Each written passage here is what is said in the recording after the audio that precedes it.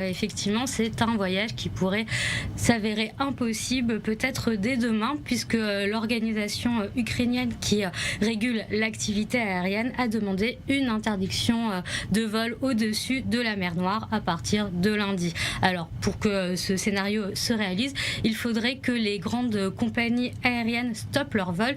Et quand on parle de grandes compagnies aériennes, c'est des compagnies comme El Al ou encore Air France.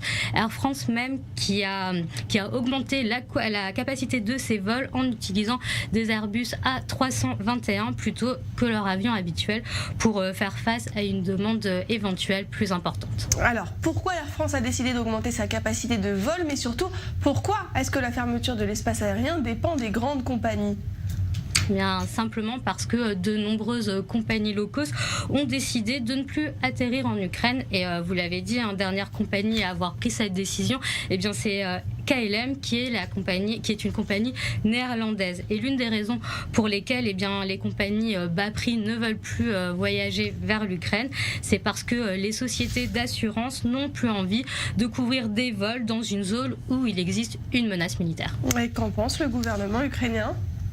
Eh bien, un conseil des ministres s'est réuni aujourd'hui et d'après le ministre des Infrastructures qui s'est exprimé dans un communiqué, l'espace aérien au-dessus de l'Ukraine reste ouvert. L'État s'emploie à prévenir les risques pour les compagnies aériennes. Alors, quand l'État se dit prêt à prévenir les risques pour les compagnies aériennes, il parle bien évidemment d'indemnisation financière. Alors, est-ce que ça suffira à dissuader les grandes compagnies de ne plus voler vers l'Ukraine? Il faudra attendre demain pour le savoir.